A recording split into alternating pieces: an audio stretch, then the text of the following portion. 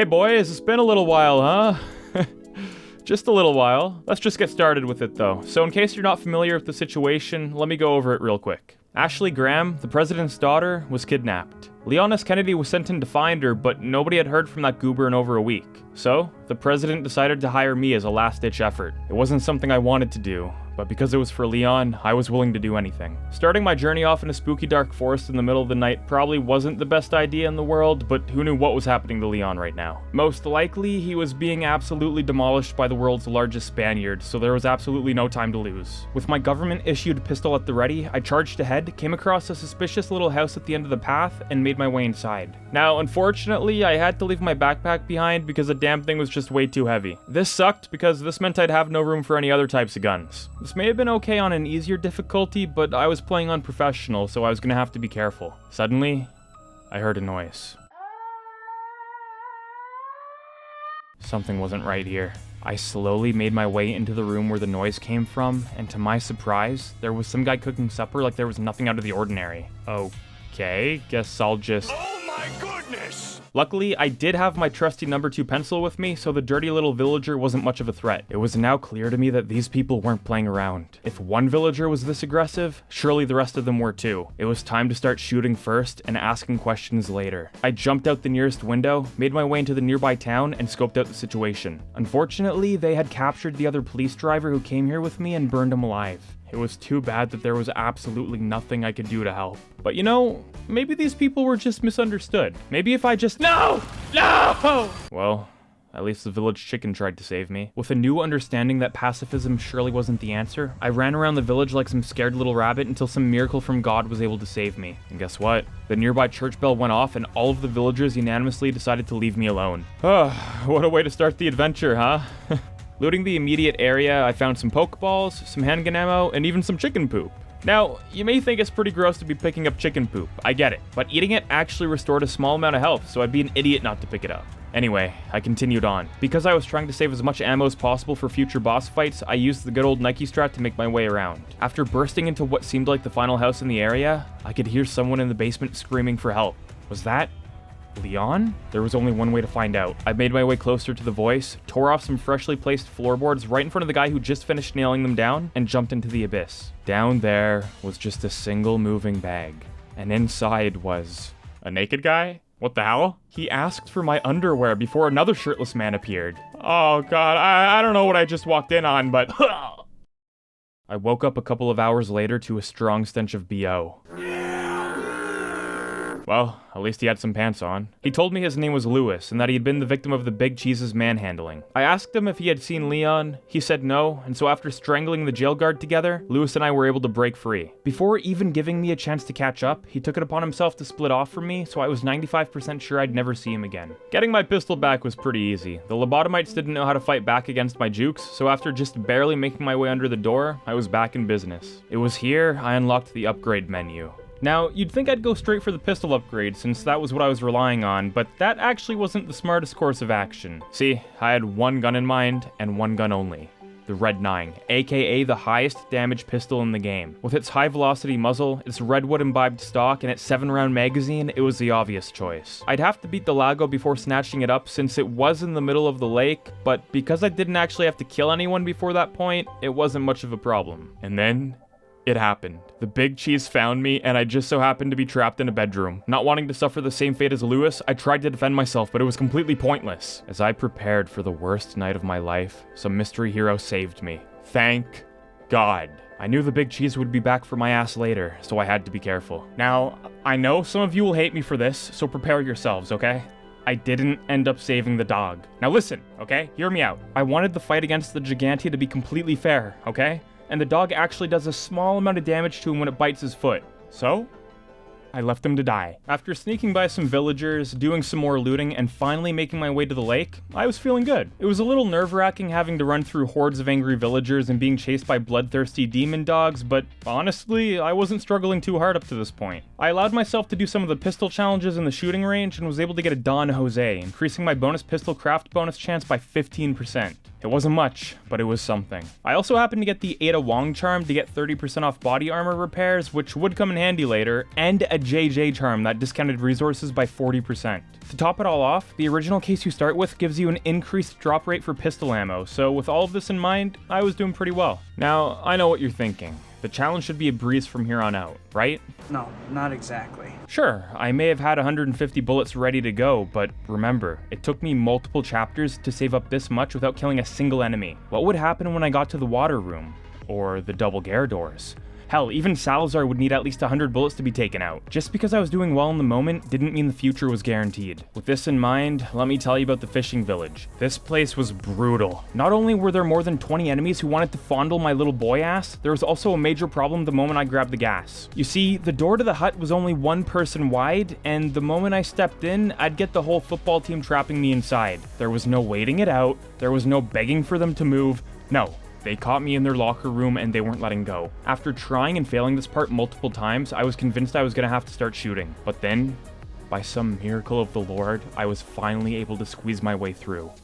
I was free. It was around this time I started to notice something a little fishy. You see, I was only getting cash from loot barrels. No ammo, no resources. As much as I enjoyed money, I was starting to get a little concerned, and that's when it hit me. The sliding scale difficulty. In a nutshell, if you have too much of the same item in Resident Evil 4, the game assumes you don't need it anymore, so it starts giving you other things instead. In this case, cash. So, rather than hoarding all the resources I could, I immediately spent them, and this actually seemed to solve the problem. It was a little annoying, but at least I was able to get resource drops again. Anyway, it was time to fight the fish boy. I hopped into the hillbilly-ass bathtub that doubled as a boat, drove it out to the middle of the lake, and began the battle. Now, as you all know, the only way to beat Del Lago is to use the harpoons in the boat, so as much as I wanted to use my pistol, that simply wasn't an option. So I took out the fish boy, made my way over to the crashed boat, and finally got my hands on the Red 9. Of course, I'd need to get the stock whenever that was available, since aiming the thing was actually cancer, but other than that, everything was going according to plan. I went around the different islands collecting some more chicken poop, catching some fish, and grabbing all the keys necessary to get into the church. Apparently, Ashley was waiting for me inside, so I was hoping she could give me some information on Leon. Before I was able to make it to the church, though, El Thick Boy decided to pay me a little visit. As worrisome as this was, I was pretty confident I'd do alright. With 250 bullets and upgrades out the wazoo, there was simply no excuse to not survive this. I was like a nimble ballerina, tiptoeing around the arena and blasting him any chance I could get. Shot after shot, dodge after dodge, and the guy didn't seem to know how to react. After a good few minutes of this, the poor guy just couldn't take it anymore and gave up. He took about 100 bullets to defeat, which was a little concerning, but after looting the area, I was able to get a good amount of that back. Making my way over to the church, I was able to solve the puzzle and made my way into the locked room. And what I saw inside was horrifying. Easy with that. I'm hearing the president's orders in. Oh my god, they completely neutered him. I mean, just look at him. Oh my god. Well, Leon was found, or at least what was left of him, but what about Ashley? I tried asking Leon about it, but the guy was completely traumatized. All I could really do at that point was send the guy home safe and sound so I could hopefully focus on Ashley's rescue. So after giving the guy a boost onto the ladder, we began our long and arduous journey together. Unfortunately, the villagers had cut off the main entrance, so the only way out was through the window in the attic. I was able to jump out no problem, but when it came to Leon, he told me he was too scared to jump unless I caught him. Okay. So I braced myself, Leon went out onto the windowsill, and by some miracle of God, I was able to catch him without breaking my back. I think he wanted to kiss me too, or something after that, I don't know. To be honest, Leon was really starting to make me feel uncomfortable. To make a bad situation worse, when we were trying to escape from the graveyard, one of the old women picked him up and tried to kidnap him. Leon screamed and cried as she brought him to his doom, but really? I couldn't help feeling annoyed. I mean, Leon easily had 100 pounds on her, and he was getting manhandled like that? After saving him from whoever's grandma that was, we continued on our way. I was a little afraid Leon was gonna get kidnapped at the last minute there, but somehow we made it there unscathed. And guess who we came across in the cabin? It was Lewis! Still shirtless apparently. It was time to question Lewis. Just what had the big cheese done to Leon to cause such a massive decline in cognition? I mean, he was acting like a little girl. The villagers caught up to us before Lewis could give me an answer, so we quickly hid Leon in one of the walls and the all-out brawl began. I took the top floor while Lewis took the bottom floor. It wasn't a perfect solution, but it was all we could come up with. I didn't want to kill too many villagers since technically the cabin could be beaten without a single kill, but I also didn't want to get smacked around too hard since healing items were pretty scarce on professional. This meant that sometimes I'd kill, sometimes I'd run, and the moment the big boar man appeared, I tried my best to take him out. His death would trigger the end of the cabin fight, so the moment he fell over dead, I breathed a sigh of relief. The cabin fight was behind us. The only bad part was I ended up using about 100 bullets. With the big cheese boss battle coming up next, I wondered if I'd really have enough ammo to make it. After escaping, Lewis told us that Leon's condition was graver than we thought. He told us that he had likely been traumatized so badly he regressed into his most primal state. And in Leon's case, that was acting like a little girl. Fearing the worst, I was about to beat the little girl out of him,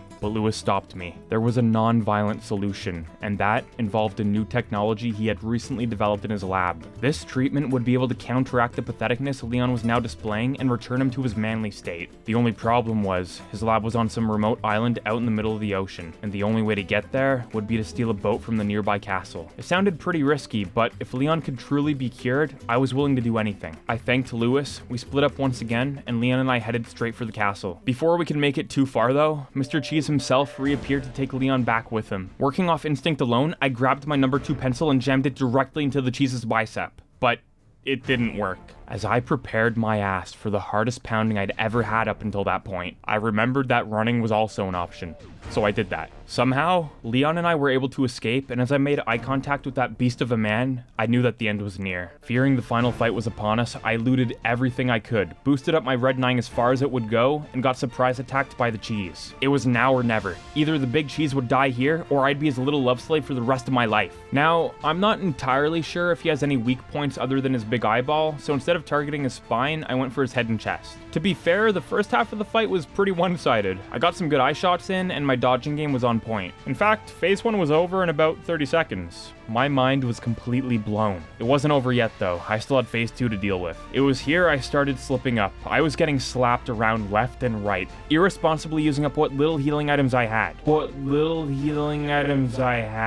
Shot after shot after shot went off, and it seemed like the big cheese wasn't any closer to death than when we started. As I started to contemplate ditching this mission and leaving Leon behind as bait, it happened.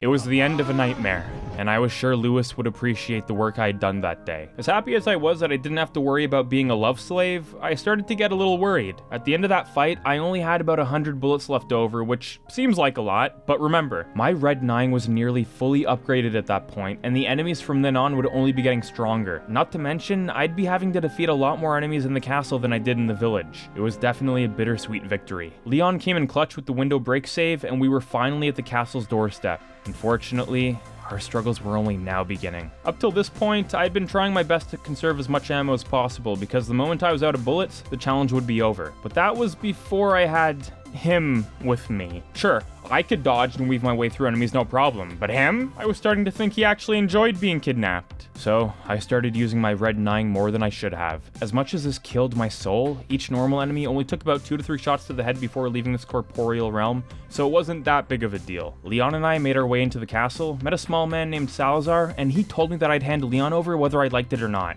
Never. You heard the lady. After escaping from Salazar's little group of bad guys, Leon and I made our way to the castle dungeon, and inside was a terrifying monster. What's up, baby? No, not him. Him. I prepared for the worst. I knew this would be the battle of a lifetime, and I wasn't going down without a fight. Okay, never mind. He only took like 4 shots to kill. With that anticlimactic fight out of the way, it was time for Hell on Earth, aka the water room. The plan was simple. Take out the archers, jump down to the bottom, grab the wheel, turn it, go back upstairs, allow Leon to get kidnapped, and then wait at the front doors until the knuckleheads brought him right to me. It was a flawless plan, and I pulled it off perfectly. The second time, that is. Took me 2 tries. But now we had a problem. Sure, I had the wheel and already finished a good portion of the room, but we still had to go back inside and make it to the second floor without Leon getting kidnapped. Let's just say I was stuck on this part for a while. You pathetic little worm. By some miracle, I was somehow able to weasel my way onto the second floor, and now all I had to do was protect Leon as he cranked the cranks. Easy, right?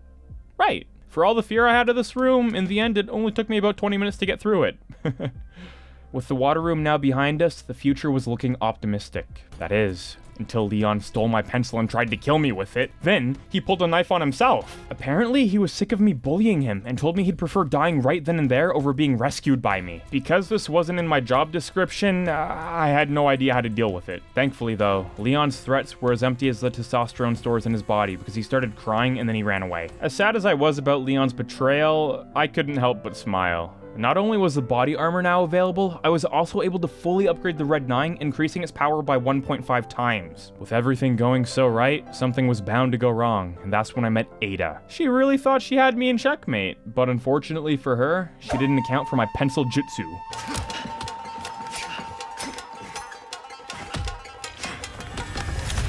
She told me to leave Leon behind and to get out of there. After all, he was a lost cause and I was in over my head. As much as I agreed with her on the former, I couldn't just leave him behind. Leon and I had a special bond, whether I wanted to admit it or not. It was then I came across yet another Elfic boy, but this time, the guy was completely dripped out in medieval armor. My pistol was obviously going to be useless during this section, so I decided running would be my best option. I took out some enemies along the way, did a bit of looting, and was able to slip my way all the way to the cannon. Rather than shooting the guy though, I shifted my aim over to the big castle door and blasted it open. That's right, you don't actually have to kill the Gigante here. Trying to get to the other side of the wall without getting completely annihilated was damn near impossible, but thankfully I only had to use one full heal before making it to safety. Then, Leon and I were reunited. I found him silently crying to himself in one of the castle's lounge areas. He was still whining about my bullying and didn't seem responsive to my advances, so I laid it out real simple for him. Either he could come with me now and live a healthy and full life,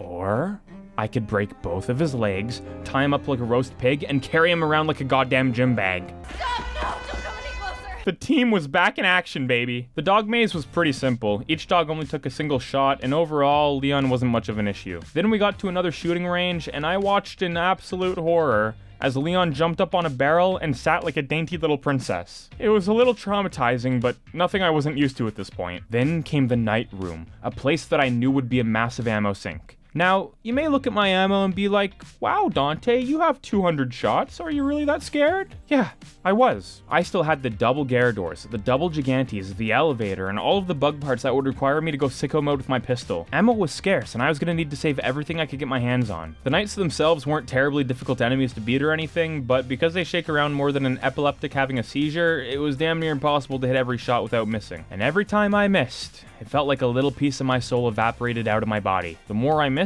the more nervous I got, making me miss even more. It was a depressing cycle, and by the end of it, I had used up 75 bullets just on the knights. Oh, and by the way, I still hadn't even done the other room yet. You know, the one that can pretty well be skipped with a flash. On a side note, I randomly found some comatose rat in one of the room's vases. I decided to keep the little guy, putting him right next to all the dead fish and chicken poop. Before Leon and I could go much further, we were caught in a trap. Or should I say, I was caught in a trap. Get the hell out of here, Leon, run! The good news is, Leon was able to escape. The bad news is, I had to play as him. The way he cowered like some cowardly chipmunk was really starting to piss me off. And every time Leon bent down, I had to bear witness to his fat ass. Honestly, this section was pretty simple and there's no guns needed to progress, so let me just wrap it up by saying that's 15 minutes of my life I'll never get back. Leon was then immediately kidnapped again, but that wasn't anything surprising. It was here I came to the bug part, and guess what? They only took 2 shots each. Maybe if it was the original game I would have had a problem, but for some reason the developers barely gave these guys any health. But of course, for every cakewalk, there's also a path of pain and misery, and that was the double Gyarados room, or so I thought. Now, although it may seem like this room has an infinite amount of small enemies, that's not actually the case. No matter what difficulty you're on or how well you're doing, there's only a set amount of enemies who will jump down from the rafters. So, trying to avoid as much damage as I could, I decided to start thinning the herd. I took a few hits here and there were more than a few Plagas enemies to worry about, but overall, I'd say I did pretty well for myself. You'd think the Garradors would have been a bigger threat to me, but as long as I crouched around like a little goblin every time I let a shot off, I wasn't in any real danger. So yeah, these guys went down in maybe 10 shots each. Wasn't professional difficulty supposed to be a challenge? This is way too easy, boys. Getting the unicorn horns from these guys allowed me to reach Leon again, but wouldn't you know it, I fell right into the bad guy's trap. The cult members poured some black fluid down Leon's shirt, and there was absolutely nothing I could do about it. Now, Leon was going to be mildly uncomfortable for the next couple of hours.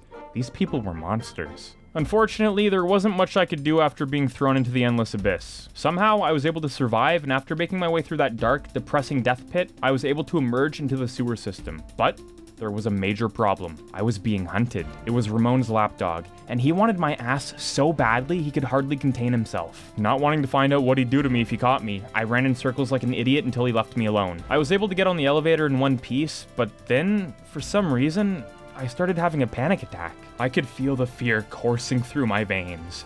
I had caught the Leon. Before I had any time to start freaking out, the elevator arrived at its destination, and there, waiting for me at the top, was a familiar-looking shirtless man. After injecting me with the pure testosterone he had laying around, Lewis told me that he was now part of the team. He wasn't gonna go behind my back anymore and be all secretive. From here on out, we were brothers and comrades. But before we could get too far, we were attacked. It was me and Lewis versus two thick boys. At first glance, this battle seems simple enough. We each take one Gigante, and when the first one falls, we team up on the other. But like most things in life, this is easier said than done. See, one of the Gigantes is wearing full body armor, and that stuff is completely bulletproof. I mean, he even had toe armor. But like Achilles' heel, there was a single weak point, and that was his chin. Now, I'm not gonna lie, trying to hit this guy's chin was like trying to hit a dartboard while being drunk. Sure, you'll probably hit a shot or two, but most of the time you'll end up hitting the wall. That was the exact situation I was in, and I simply did not have the ammo to spare. The good news is, the armored Gigante's little friend was easy enough to dispose of. So after he was out of the picture, I spent the next 10 minutes whittling the armored one down while trying to avoid missing as many shots as possible. You may be thinking, Dante,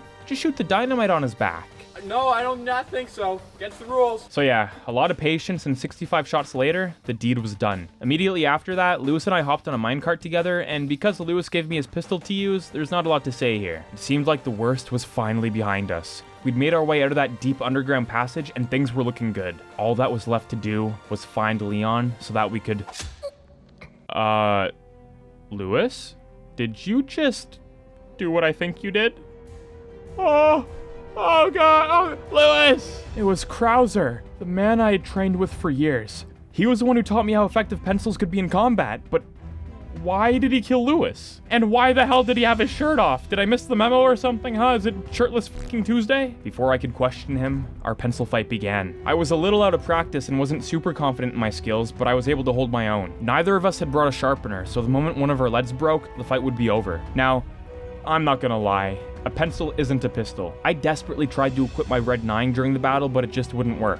So then, it seemed we were fated to duke it out with our school supplies. The sheer strength of this man was outmatched. Time and time again, I'd go to stab him in the chest before being perfectly blocked, making wood chips explode everywhere. Even if I did manage to stab him in the chest, would that be enough? No, of course not. So, I started going for his eyes. Stab after stab, dodge after dodge, and I was doing well. I really thought I could beat him. Unfortunately though, experience beats good intentions. As I kissed my pathetic life goodbye and prayed that Leon could find his way out of the castle, a miracle happened.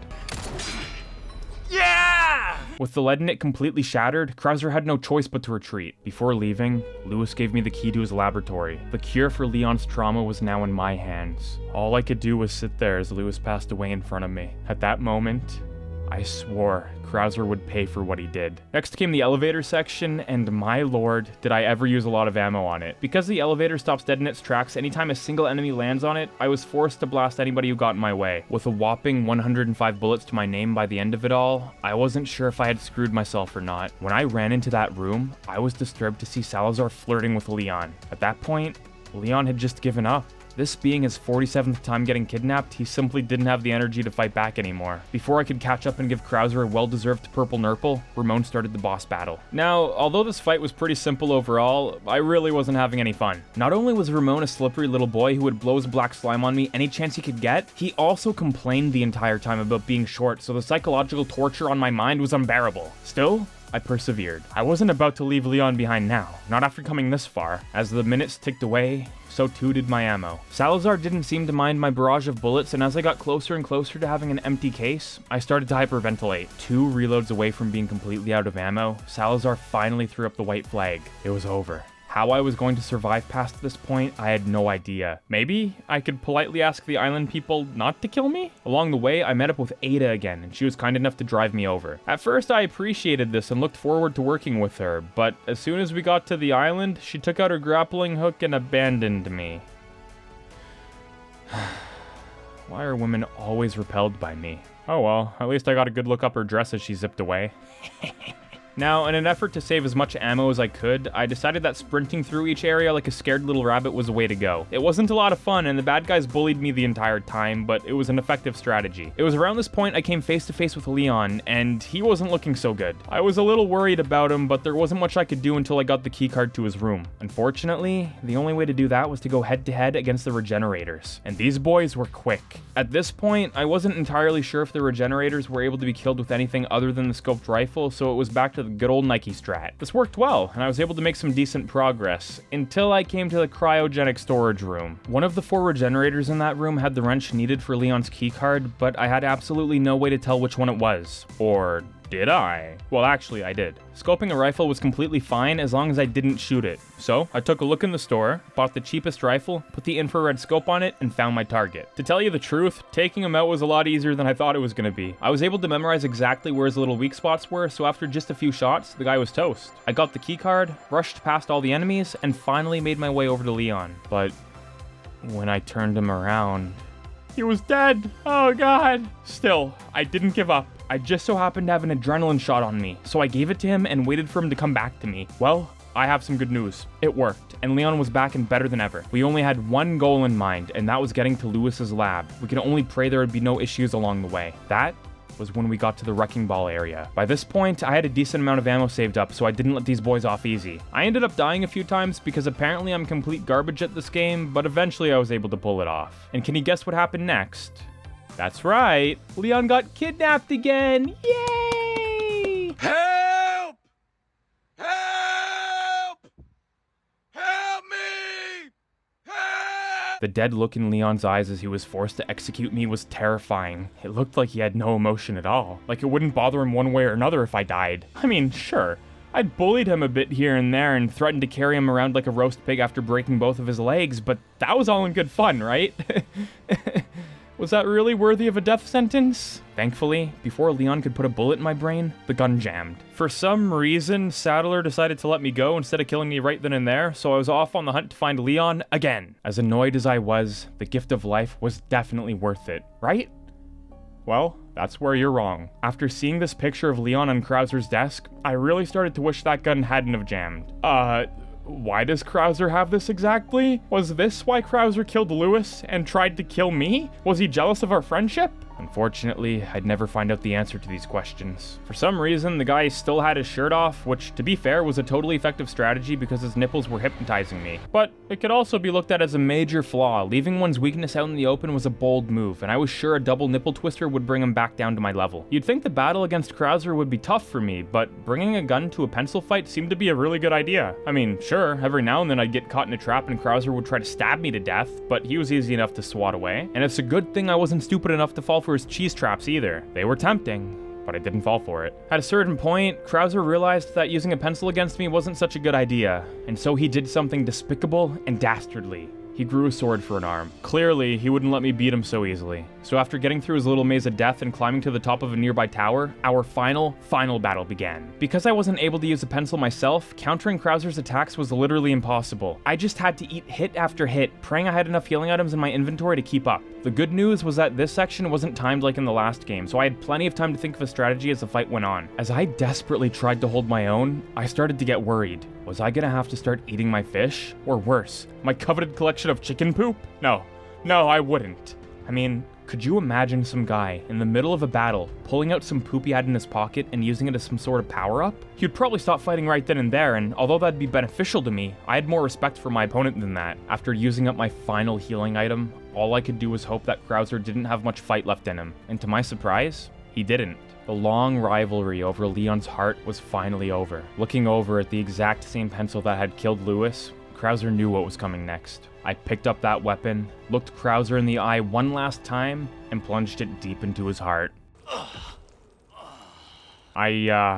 I think he enjoyed that a little too much. With Lewis finally avenged, there wasn't much left to do. The whole military section was pretty simple. Because I had so much ammo and Sadler wasn't too far off, I felt more comfortable taking some of the enemies out instead of trying to pacifist my way through everything. There is one part where I had to take out some kind of air defense gun in order for Mike to let me into the next area, and because my Red 9 didn't seem to do anything, I was forced to use the turret. Mike ended up getting attacked by some bugs, crash landed behind Sadler, and yet again, I was to push on alone. My only regret is that I wasn't able to commemorate Mike's grave with a chicken egg. After making my way into some decrepit old tomb, I came across Leon's paralyzed body. I tried to save him, but Sadler had been using him as bait, and like the idiot I am, I fell for it. What a way to die, huh?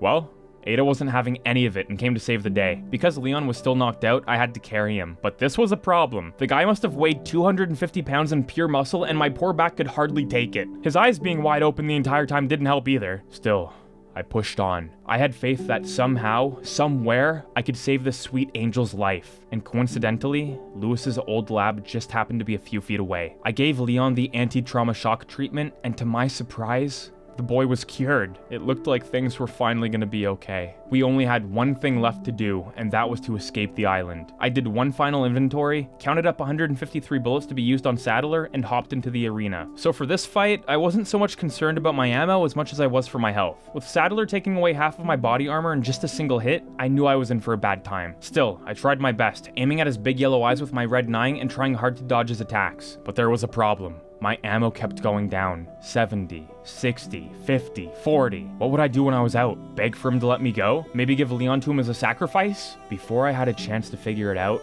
Sadler had been defeated. Ada tossed me the red rocket launcher. I sent the guy to the deepest part of the Seven Hells, and Leon and I were out of there. Right before hopping onto the jet ski though, an epiphany came over me. I was an animal abuser. I mean, what had I been doing? Those poor little creatures had been jammed into my carrying case like some little girl's doll collection, and I hadn't thought anything of it. As much as I enjoyed having them, they deserved to be free. So with what little strength I had left, I grasped those little creatures with my best throwing arm, took aim, and launched them deep into the canal. It wasn't a perfect solution, but their lives were now safely out of my hands. Leon and I hopped on the jet ski, got out of there, and rode off into the sunset. Speaking of which, did we forget something? Leon! Leon, help! Leon! Oh no! If you boys enjoyed this video, subscribe to me and click that bell, otherwise you won't get a notification when I do my yearly upload. Thanks for watching, I hope you enjoyed this video, and I'll see you thick boys in the next one.